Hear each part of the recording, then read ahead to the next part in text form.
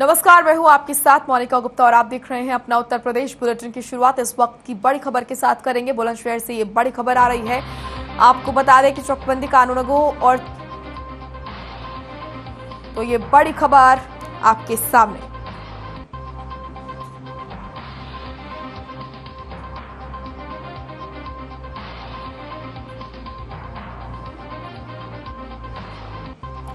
चकबंदी कानूनगो और चपरासी का वीडियो वायरल हुआ है। बुलंदशहर से ये बड़ी खबर। 20,000 की रिश्वत लेते वीडियो हुआ है वायरल। रिश्वत की रकम आपस में बांटते दिखे कानूनगो और चपरासी। खेत की पैमाइश के नाम पर किसान से रिश्वत मांगी गई थी। किसानों ने एडीएम प्रशासन से की शिकायत। गांव खंडार का ये पूरा मामला बताया जा रहा है। तो बुलंदशहर से ये बड़ी खबर है, जहां पर चकबंदी कानूनगो और चपरासी का वीडियो वायरल हुआ है। दरअसल 20,000 की रिश्वत लेते हुए वीडियो वायरल हुआ है और रिश्वत की रकम आपस में बांटते दिखे कानूनगो और चपरासी। खेत की पैमाइश के नाम पर किसान से मांगी गई थी रिश्वत। किसानों ने एडीएम प्रशासन से की शिकायत। गांव खंडार का ये पूरा मामला बताया जा रहा है। इस वक्त की बड़ी और अहम जानकारी बुलंदशहर से। चकबंदी कानूनगो और चपरासी का वीडियो हुआ है वायरल। 20,000 की रिश्वत लेते वीडियो हुआ है वायरल।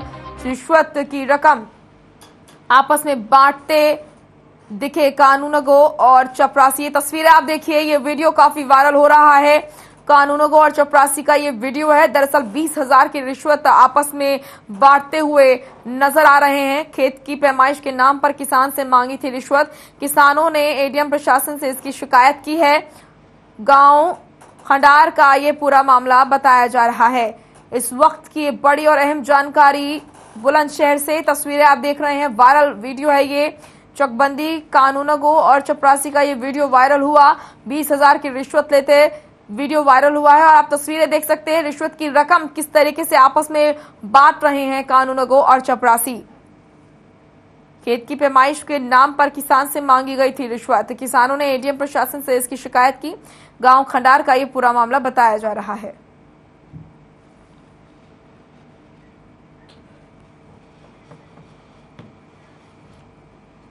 सरीला तहसील के न्यूली बांसा में भैंस स्वास्थ्य प्रमाण पत्र के नाम पर जमकर अवैध वसूली का मामला सामने आ रहा है। ग्रामीणों का कहना है कि उन्होंने भैंस पशुपालन के लोन के लिए रुपया लिया था। ग्रामीणों का आरोप है कि BAIF पद में तैनात डॉक्टर महेंद्र राजपूत ने भैंस स्वास्थ्य प्रमाण पत्र बनवाने के लिए हर व्यक्ति से 2,000 रुपए और लोन पास कराने के लिए 5,000 रुपए मांगे हैं। लेकिन 27 फरवरी से अभी तक ना कोई स्वास्थ्य प्रमाण पत्र बना है और ना ही किसी का लोन पास हुआ है। इस मामले में पीड़ित ग्रामीणों ने जिलाधिकारी से मदद की गुहार लगाई है और जल्द से जल्द न्याय की मांग की है।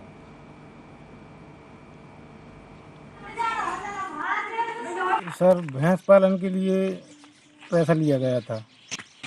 2,000 डॉक्टर ने लिए थे। फिर उसके बाद 5,000 रुपये भैंस पालन के पास करवाने के लिए लिए थे। फरवरी में लिए थे। ये 4-5 महीने हो गए, ना तो कोई काम हो रहा है और ना पैसा दिया जा रहा है हमारा। पैसा किसने लिया था? डॉक्टर ने, महेंद्र नाम है उसका। सर, मेरा नाम जवान है। मैं ग्राम नीली बांसा से हूँ और भैंस पालन के लिए फार्म भरा गया था, जिसमें डॉक्टर ने भैंस स्वास्थ्य प्रमाण बनवाने के लिए 2,000 रुपये ले लिए थे और बोल रहे थे 5,000 पास करवाने के लिए, वो भी दे दिए। कितने लोगों ने रुपए दिया था? कुल 10-12 लोगों ने दिया।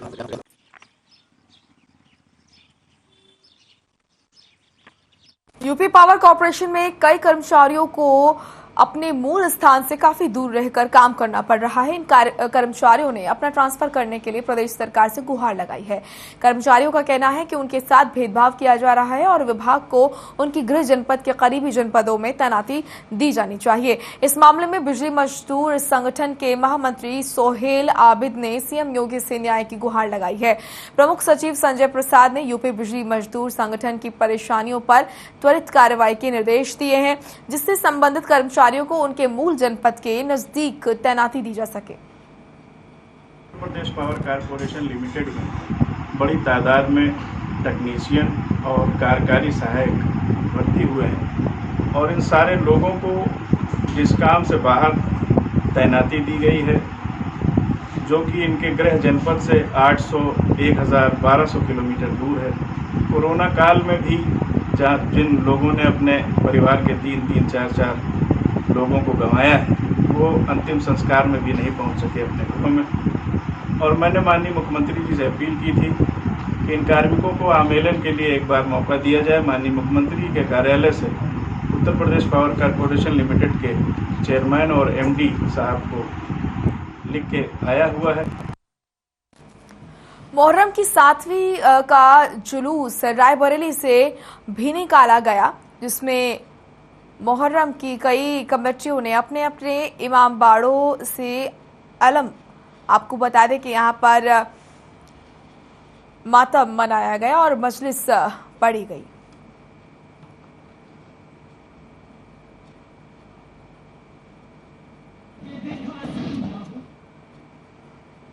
मोहर्रम की 7वीं का जुलूस रायबरेली से भी निकाला गया, जिसमें मोहर्रम की कई कमेटियों ने अपने अपने इमाम बाड़ों से अलम व ताजिया लेकर इमाम हुसैन की शहादत को याद किया, साथ ही मातम मनाया और मजलिस पढ़ी।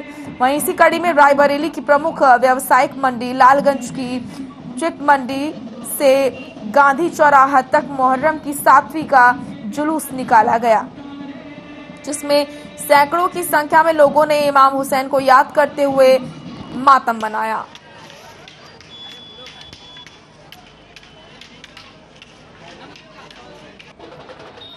ये आज मुहर्रम की 7वीं का जुलूस है और सन 63 हिजरी जो इस्लामी कैलेंडर होता है उसमें हिजरी चलता है, जैसे ईस्वी चलता है उसी तरीके से हिजरी।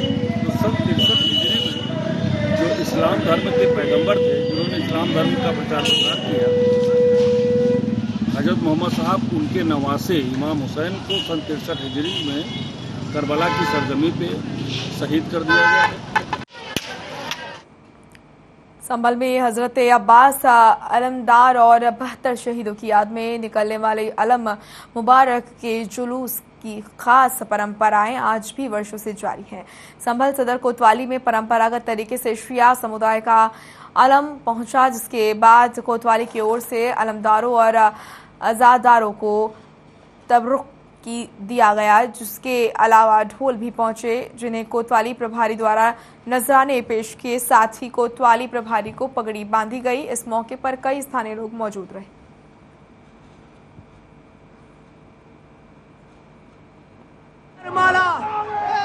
किसने फिराए मजलूम। आगरा से दिल दहला देने वाला मामला सामने आया है। खबर है कि चांदी व्यापारी नवीन वर्मा की छुरे से सिर कलम कर हत्या कर दी गई। इतना ही नहीं, आरोपी ने हत्या करने से पहले गूगल पर भी मर्डर प्लान सर्च किया था। आरोपी बीजेपी अनुसूचित मोर्चा के जिला अध्यक्ष टिंकू भार्गव ने अपने बयान में लाइसेंसी पिस्टल से गोली मारने की बात कही थी। वहीं पोस्टमार्टम रिपोर्ट में यह खुलासा हुआ है।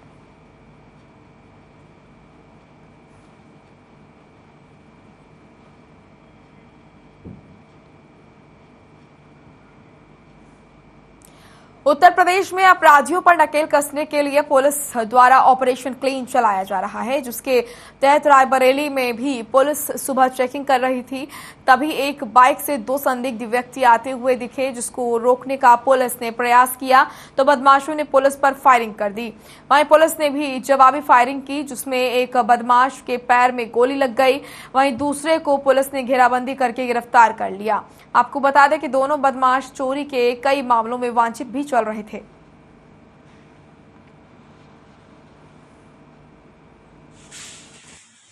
आज सुबह पुलिस जब गश्त में थी और पोस्टर पार्टी की चेकिंग हो रही थी, उस दौरान खपर मलंग के पास 2 अभियुक्त काली पल्सर मोटरसाइकिल में दिखाई दिए, जो पुलिस को देखकर भागने लगे और बचने की नियत से पुलिस पार्टी पर फायर कर दिया।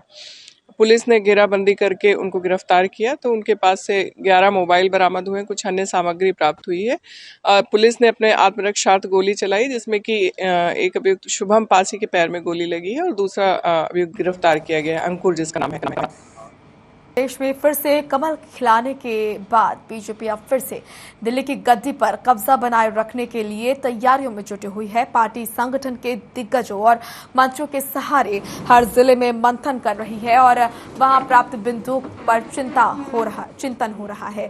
कमजोर लोकसभा सीटों पर निगाहें हैं, वहीं पिछले चुनावों में जहां चूक हुई उसकी भरपाई की योजना भी बन रही है। इसी के तहत भाजयुमो का 3 दिन चलने वाला प्रदेश प्रशिक्षण शिविर आगरा में शुरू हुआ। आज पहले दिन डिप्टी सीएम ब्रजेश पाठक और पूर्व प्रदेश अध्यक्ष और वर्तमान में यूपी सरकार में कैबिनेट मंत्री स्वतंत्र देव सिंह युवाओं का हौसला बढ़ाने के लिए आगरा पहुंचे। आने वाले 2 दिन में शिविर में 8 अगस्त तक केंद्र सरकार की युवा केंद्रित योजना, स्टार्टअप, उद्यमिता आदि विषयों पर जानकारी दी जाएगी। प्रशिक्षण में मौजूद प्रदेश के कई नेता तस्वीरों में आप देख सकते हैं। महामंत्री अपनी टीम तक जानकारी और कार्यक्रमों से मिली ऊर्जा का संचार करेंगे। इसके बाद हर मंडल और बूथ में पहुंच युवाओं से लेकर हर वर्ग तक संपर्क साधेंगे। उन्हें सरकार की ओर से किए जा रहे काम बताएंगे और पार्टी के पक्ष में माहौल बनाएंगे। और संघ में कार्य करते हुए आज भारतीय और जो भी साथ के सहयोगी हैं के नेतृत्व में भ्रष्टाचार और अपराध पर जीरो टॉलरेंस की नीति के तहत काम कर रही है। हर स्थिति में हम इसको कायम रखेंगे। आगरा को चतुर्मुखी विकास के लिए बहुत तेजी के साथ आगे ले जाएंगे। प्रदेश में नंबर 1 का जिला बनाएंगे, क्योंकि देश और दुनिया के पर्यटन मानचित्र पर आगरा है और यहाँ के लोगों को कोई दिक्कत न हो, सड़क पर आवागमन में दिक्कत न हो, कानून का राज स्थापित रहे। यहाँ जब संगठन से निकले हुए सरकार पर बैठते हैं तो आज आदरणीय मोदी जी के नेतृत्व में 8 सालों में देश में आप परिवर्तन देख रहे हैं। राज्य के अंदर योगी जी के नेतृत्व में राज्य के अंदर परिवर्तन दिख रहा है। लोगों की सोच बदली है, स्वच्छता के प्रति सोच बदली है। आज गरीबों का कल्याण हो रहा है। सभी योजनाएं गांव गरीब किसान को मिल रहा है। प्रधानमंत्री आवास से लेकर शौचालय, वैश्विक महामारी में भी फ्री में अन्न देने का किसी ने काम किया है तो मोदी योगी सरकार ने किया है। आजादी के 75 साल होने पर देश भर में अमृत महोत्सव मनाया जाएगा, जिसमें 13 अगस्त से 15 अगस्त तक हर घर तिरंगा लहराने को लेकर पूरे देश भर में लोग जी जान से जुटे हैं। तो वहीं अमरोहा में बीजेपी विधायक ने अपनी विधानसभा में एक मीटिंग की और कार्यकर्ताओं को हजारों तिरंगा झंडे वितरित किए और हर घर तिरंगा लगाने की अपील की।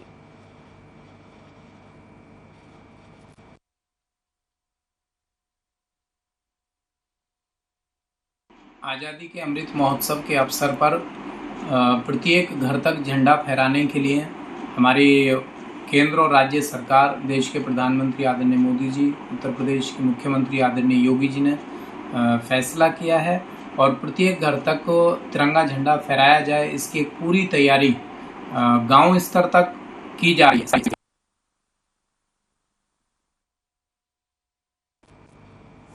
मुरादाबाद के विकासखंड मूढ़ा पांडे ब्लॉक के ग्राम पंचायतों में ग्राम प्रधानों ने ग्राम सचिवों की भ्रष्टाचारी से तंग आकर जिलाधिकारी शैलेंद्र कुमार सिंह के नाम एक ज्ञापन भेजा। आपको बता दें कि सरकारी योजनाओं के विकास कार्यों में ग्राम सचिवों और ग्राम प्रधानों में ठन गई है, जिसके चलते प्रधान संघ अध्यक्ष शानू नंबरदार ने ब्लॉक सभागार में समस्त ग्राम प्रधानों के साथ बैठक की और ग्राम प्रधानों की समस्याएं सुनी, जिसमें ग्राम प्रधानों ने अपने ग्राम सचिवों पर भ्रष्टाचार का आरोप लगाते हुए कहा कि ग्राम पंचायतों में तैनात ग्राम सचिव ग्राम प्रधानों से सरकारी योजनाओं में होने वाले विकास कार्यों में 15% कमीशन मांग रहे हैं, जबकि विकास कार्यों के भुगतान के समय सचिव डरा धमकाकर अधिकारियों को देने के नाम पर 10% धन वसूलते चले आ रहे हैं। अब इस कमीशन खोरी को और बर्दाश्त नहीं किया जा सकता, इसीलिए ब्लॉक प्रमुख डॉक्टर नवदीप यादव की अध्यक्षता में एक ज्ञापन जिलाधिकारी शैलेंद्र कुमार सिंह को भेजा गया है।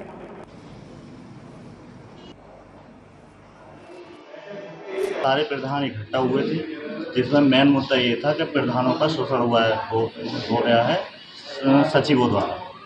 इस मुद्दे पर प्रधानों ने मीटिंग की है और प्रमुख साहब से शिकायत रखी है। अब बुधवार की मीटिंग रखी है सचिवों के साथ। आज ब्लॉक सभागार में प्रधान संगठन के नेतृत्व में लगभग 46 प्रधान उपस्थित थे। यहाँ पर एक बैठक का आयोजन किया गया था, जिसमें प्रधानों की कुछ समस्याएं जो चली आ रही हैं, जैसे कि जो ठेकेदारी प्रथा, जो कॉन्ट्रैक्ट बेस पे जो टेंडर होने हैं, उसका ये लोग विरोध कर रहे हैं जनपद में भी और प्रदेश में भी। तो उसी के संबंध में इन्होंने ज्ञापन दिया था। और यहाँ कुछ सचिवों में और प्रधानों में भी थोड़ा सा ट्यूनिंग का अभाव जो चल रहा है, कुछ समस्याएं थी सचिवों को और प्रधानों की आपस में, तो उसके संबंध में एक बैठक का आयोजन किया गया था और प्रयास किया गया कि जो भी समस्याएं इनके स्तर से आई हैं उनका समाधान करने का पूरा प्रयास किया। चलिए अब खबर कासगंज से है, जहां जिलाधिकारी हर्षिता माथुर ने शनिवार को तहसील पटियाली और थाना सिकंदरपुर वैश्य क्षेत्र के गंगा किनारे स्थित ग्राम बरौना पहुंचकर गंगा नदी के बढ़ते जलस्तर का जायजा लिया। आपको बता दें कि यहां गंगा नदी के कटान से गांव के खेतों तक पानी पहुंच रहा है। इसको लेकर सिंचाई विभाग के अधिशासी अभियंता को सख्त निर्देश दिए कि आबादी क्षेत्र में पानी को बढ़ने से रोकने के लिए बांध सहित सभी व्यवस्थाओं को सुनिश्चित करें और साथ ही विभागीय स्टाफ को यहां तैनात कर 24 घंटे जलस्तर पर पैनी नजर बनाए रखने और पूरी तरह सतर्कता बरतने की अपील की।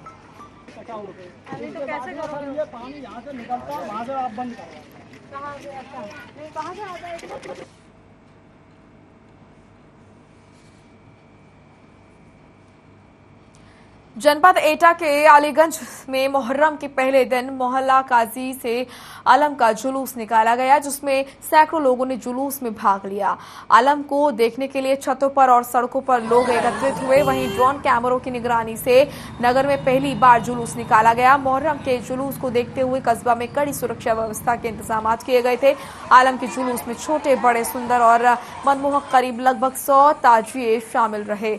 अपर पुलिस अधीक्षक धनंजय कुशवाहा ने अलीगंज पहुंचकर आलम जुलूस की व्यवस्था देखी और कानून व्यवस्था बनाए रखने के लिए कड़े निर्देश दिए। वहीं जुलूस में मुख्य रूप से युवा बसपा नेता जुनैद मियां, अफजाल खां समेत काफी संख्या में लोग मौजूद रहे।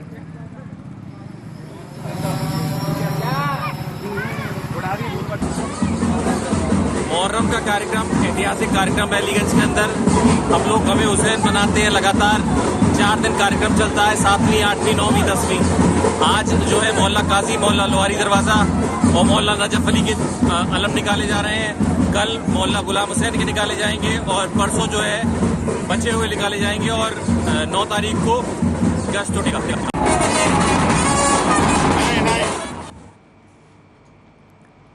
रायबरेली के बछरावा विकास खंड की टोंडरपुर ग्राम सभा में संदिग्ध परिस्थितियों में 30 साल के शख्स का शव मिलने से हड़कंप मच गया है।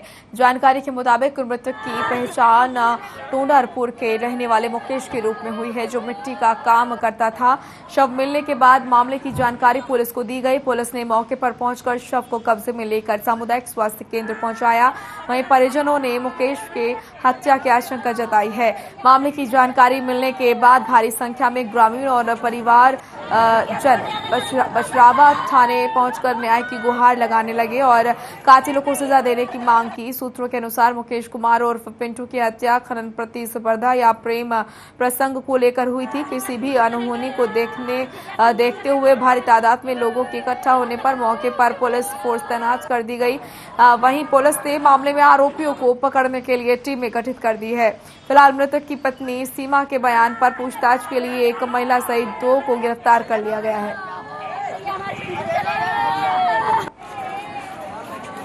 ग्राम प्रधान टोडरपुर के द्वारा पुलिस को सूचना दी गई कि एक डेड बॉडी गांव के खेतों में मिली है, तो जिसकी शिनाख्त की गई तो मुकेश और पिंटू देवपुरी का रहने वाला है। डेड बॉडी को पीएम के लिए भेज दिया गया है और तहरीर मिलने पर सुसंगत धाराओं में मुकदमा पंजीकृत किया जाएगा और दोषियों के खिलाफ कड़ी कार्रवाई की जाएगी। बुलंदशहर में भारतीय किसान यूनियन के कार्यकर्ताओं ने पंचायत से की किसानों पर दर्ज मुकदमों के खिलाफ किसानों ने जुबानी जंग छेड़ी। दरअसल ट्यूबवेल्स से मीटर उखाड़ने के मामले में 250 से ज्यादा किसानों पर अलग अलग थानों में केस दर्ज है। किसानों ने बुगरासी के बिजली घर में पंचायत का आयोजन किया। किसानों ने अफसरों के व्यवहार में सुधार की मांग की है। आगे की कड़ी में मैं चौधरी तेजवीर द्वारा जो अवैध उगाही की जा रही है उसमें कहीं ना कहीं हमारे लोगों का कहीं ना कहीं रोल होगा कि भाई हमें जल्दी काम करवाना है तो उसका छोड़ के हमारे। अमरोहा जिले के हाईवे पर भोले के भक्त जल लेकर अपने गंतव्य की ओर रवाना हो रहे हैं। आपको बता दें कि भोले के जयकारों से पूरा नेशनल हाईवे गूंज रहा है। हाईवे पर भोले के भक्तों के बड़े बड़े जत्थे अपने गंतव्य की ओर रवाना हो रहे हैं। इसको लेकर पुलिस प्रशासन भी पूरी तरह मुस्तैद नजर आ रहा है।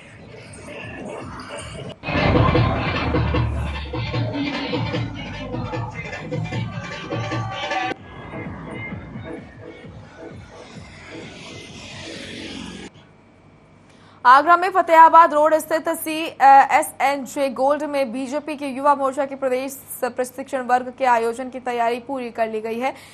3 दिवसीय प्रशिक्षण कार्यक्रम में 14 सत्र होंगे। इस प्रशिक्षण कार्यक्रम में प्रदेश के मुख्यमंत्री योगी आदित्यनाथ और रक्षा मंत्री राजनाथ सिंह युवाओं को संबोधित करेंगे। इस कार्यक्रम में बीजेपी के कई कार्यकर्ता प्रतिभाग करेंगे।